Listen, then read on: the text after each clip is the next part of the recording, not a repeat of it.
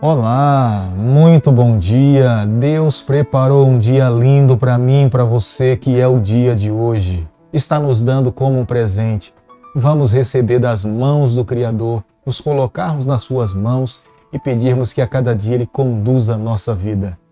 Tenho certeza que nessa manhã é o desejo do nosso coração, a nossa primeira atitude é nos voltarmos para o Senhor, é buscá-lo a Ele, é conversar com Ele e louvar o seu nome por toda a vida. Quero deixar com você nessa manhã uma parte da Bíblia, do livro de Salmo, capítulo 73, o verso 28, onde o salmista Davi diz o seguinte para nós nessa manhã, e era a sua oração falando com Deus. Quanto a mim, bom é estar junto a Deus. No Senhor Deus põe o meu refúgio para proclamar todos os seus feitos. Salmos capítulo 73, o verso 28.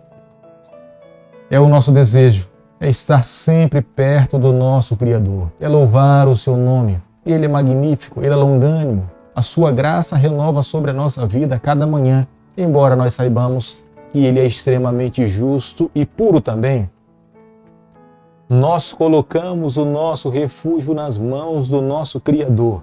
Não encontramos saída nas mãos de nenhum outro Deus, somente nas mãos do Deus de Abraão, no Deus de Jacó.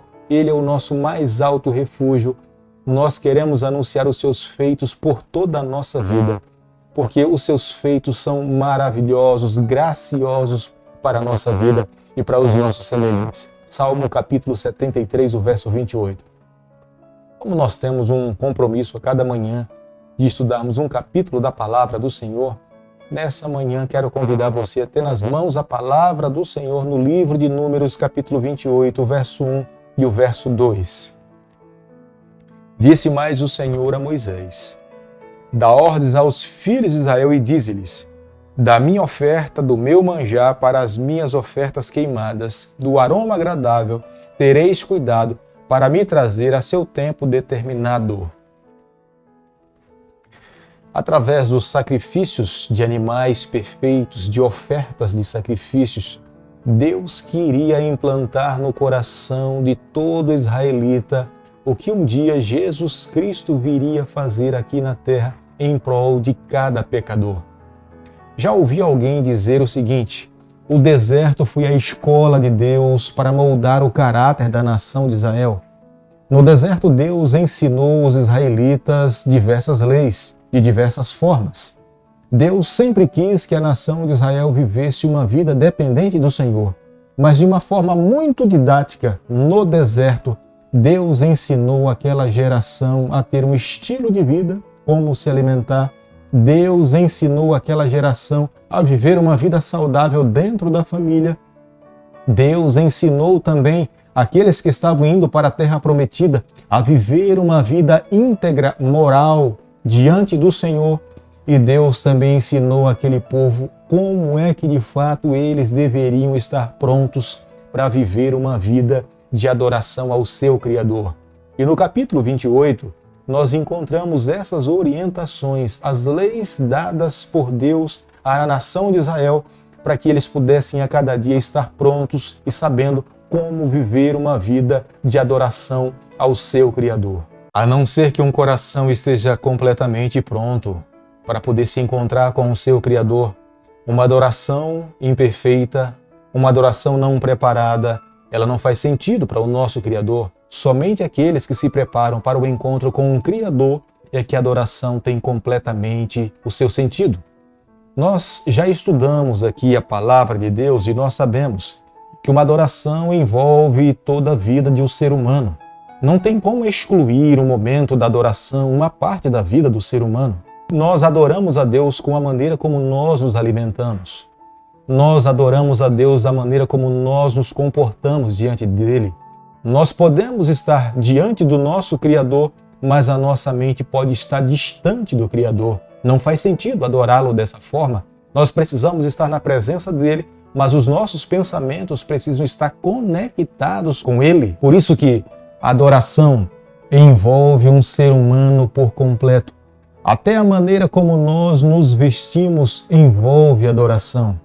É impossível alguém estar diante de um ser perfeito, santo, puro, que determinou como é que os sacerdotes deveriam se vestir para se apresentar diante dele, e nos dias de hoje nós negligenciarmos a nossa indumentária, a nossa vestimenta na maneira como nós iremos nos apresentar ou adorar o nosso Criador. No capítulo 28, no verso 2, Deus usa uma expressão que eu gostaria de esclarecer nessa manhã, quando aqueles que tiveram nas mãos a responsabilidade de fazer a tradução do hebraico para a nossa língua no português, creio que tentaram encontrar uma palavra mais aproximada para que pudesse expressar o que Deus estava pedindo. E Deus fala aqui no capítulo 28, no verso 2, a minha oferta. Mas Deus estava no original falando aquele que se aproxima de mim. No hebraico, nós entendemos que é como se fosse alguém ter uma entrevista com o juiz, estaria se aproximando dele. Portanto, todos aqueles que fossem se apresentar diante de Deus ou se aproximar do Senhor, eles deveriam ser cautelosos com a maneira como iriam apresentar ao Senhor a sua adoração. No coração de Deus há tempo determinado para tudo.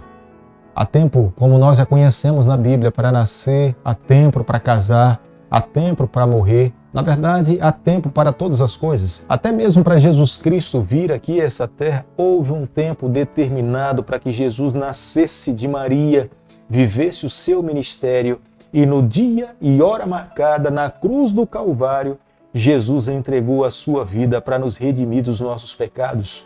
Nós não podemos nos esquecer que Deus não olha para o nosso relógio como de fato é o seu relógio. O tempo de Deus é completamente diferente do nosso. Para nós, um ano é um período de 365 dias, mas para Deus um ano é como se fosse um dia.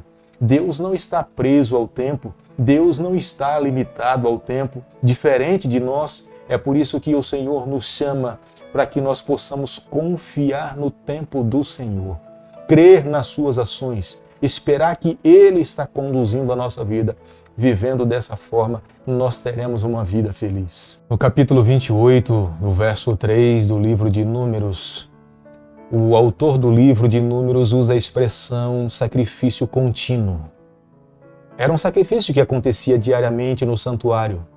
Deus se agradava desse tipo de sacrifício, porque era uma expressão que nascia do coração de cada adorador. A cada dia que uma oferta chegava ao santuário, era uma expressão de que havia um coração que reconhecia que Deus era Deus. Mas esse sacrifício contínuo apontava para um sacrifício que um dia iria acontecer sob a face dessa terra, e aconteceu com a morte de Jesus Cristo, que cessou todos esses sacrifícios contínuos.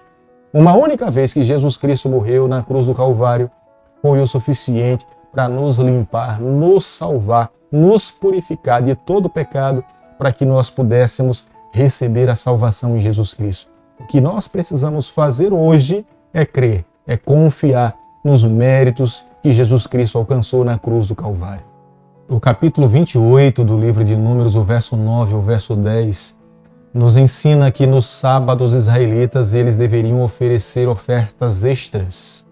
Eu acredito que alguém que esteja estudando a palavra de Deus se pergunte por que no sábado era necessário oferecer ofertas extras. Nós não podemos nos esquecer que na palavra de Deus o sábado é um dia especial para todo adorador. O sábado vem das mãos do Criador do Jardim do Éden. Da mesma forma como no Jardim do Éden Deus criou, deu a vida e a vida vem das mãos do Criador, da mesma forma como a família vem das mãos do Criador, o sábado vem das mãos do Criador. Aquele que no dia de sábado ia expressar a sua adoração era uma expressão de gratidão, era um reconhecimento de que Deus é Deus. Naquele dia que estava prescrito na lei, que é o 4º mandamento, quando alguém se aproximava do santuário, o seu coração estava cheio de gratidão e de reconhecimento de quem é o soberano e de quem de fato é digno da adoração. Por isso que no sábado o sacerdote tinha uma tremenda atividade e até dobrada, porque nesse dia era ele que fazia o papel de mediação, de receber as ofertas para apresentar diante de Deus o coração daqueles que estavam expressando para o Senhor um sentimento de gratidão. No capítulo 28 do livro de Números, o verso 11 e o verso 15. Os sacrifícios no início do mês era de grande valor para a nação de Israel. Era o momento em que as trombetas eram tocadas, com o objetivo de despertar o adorador para se encontrar com o Criador. Veja que tudo apontava para o encontro da criatura com o Criador. O momento em que um dia Jesus Cristo viria morrer na cruz do Calvário. Hoje em dia nós não podemos entender a adoração de forma diferente. Quando nós vamos adorar ao Senhor, nós precisamos entender. É o encontro de um ser criado com o encontro daquele que é criador de todas as coisas. Por isso, tudo aquilo que move o coração do adorador deve se voltar na direção daquele que é digno da nossa adoração, que é o nosso Salvador. O capítulo 28 do livro de Números, o verso 16, nos ensina como é que deveria ser celebrada a Páscoa. A Páscoa era o dia que trazia a memória dos israelitas, o dia da sua libertação do cativeiro do Egito. Eles jamais deveriam se esquecer desse momento. Os seus corações deveriam ser constantemente agradecidos a Deus por tudo que Ele fez pela nação de Israel. Eles viveram por um período de aproximadamente 430 anos no cativeiro do Egito e com mão poderosa Deus os libertou. A Páscoa trazia essa lembrança para todo aquele que celebrava essa festa nesse dia. Eles não poderiam fazer nenhum tipo de atividade.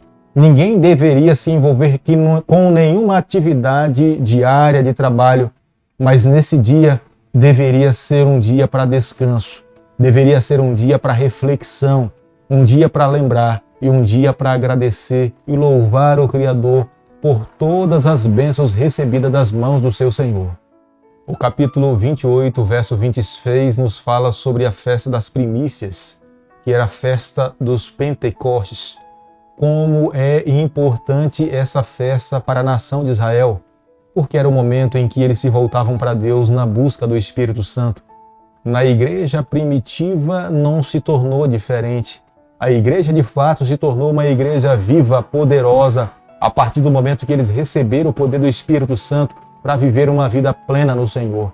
Antes que eles tivessem recebido o Espírito Santo, eles não tiveram poder para realizar as maravilhas e as obras que Deus esperava que eles pudessem receber nas suas vidas. É por isso que Jesus, por inúmeras vezes, disse para seus discípulos: importa que eu vá, para que ele venha. O Consolador viria cumprir um ministério que era específico dele na vida dos discípulos, para que a igreja de Deus pudesse prevalecer diante das dificuldades que estavam à sua frente. Meus amigos, nessa manhã, ao concluirmos o estudo do capítulo 28 do livro de Números, nós chegamos à seguinte conclusão: nós não sabemos nem o dia nem a hora em que nós iremos nos deparar com o nosso Salvador Jesus Cristo, mas a mesma forma como o Senhor ensinou a nação de Israel, levou para o deserto, para a sua escola, para os ensinar, os preparar, para que eles pudessem entrar na terra prometida. Eu acredito que nos dias de hoje nós precisamos também receber as mesmas lições. A salvação é exclusivamente pela fé em Jesus Cristo. É a festa da Páscoa, nos ensina isso. Somente Deus, somente Jesus Cristo pode nos trazer a verdadeira libertação. Somente em Jesus Cristo nós podemos encontrar a salvação. A nossa salvação, de fato, tem como base exclusivamente na pessoa de Jesus Cristo. Se Jesus não tivesse vindo morrer na cruz do Calvário, todos nós estaríamos à mercê nesse mundo no pecado. Mas, após a morte de Jesus Cristo, aqueles que crerem nele gozam da esperança, desfrutam da paz do Senhor, na esperança de se encontrar com o Senhor. Mas nós precisamos também, nos momentos finais da história do planeta Terra, vivermos uma vida plena no Espírito. Como é essencial permitirmos que o Espírito Santo faça parte da nossa vida. Já ouvi alguém dizer o seguinte: sem o Espírito Santo na vida, é impossível vencer o adversário. Nós não temos forças para resistirmos às dificuldades, mas com o Espírito Santo na vida, nós teremos forças dele para que nós possamos vencer todas as adversidades. Creio que hoje, eu e você, nessa manhã, antes de sairmos para as nossas batalhas diárias, nós precisamos nos colocar nas mãos do Senhor, agradecê-lo por tudo que Ele fez por nós na cruz do Calvário e clamar para que a cada dia o Espírito do Senhor faça parte integrante da nossa vida diária. Vivendo dessa forma, nós alcançaremos a vitória através do poder do Senhor. Querido Pai, nas Tuas mãos nessa manhã nós nos colocamos. Clamamos em Teu nome por perdão pelos nossos erros. Pedimos a cada dia que o nosso coração esteja cheio de fé no ato salvífico de Jesus Cristo. Mas queremos também a cada dia viver uma vida plena no Espírito. Fica conosco, nos abençoe e nos guarde. É o nosso pedido, é a nossa oração e nós fazemos em nome de Jesus. Que o Senhor te abençoe e te guarde. Que Ele faça resplandecer o seu rosto sobre você. Que Ele tenha misericórdia de você. Que sobre você, nessa manhã, Ele levante o seu rosto e conceda a sua paz em nome de Jesus.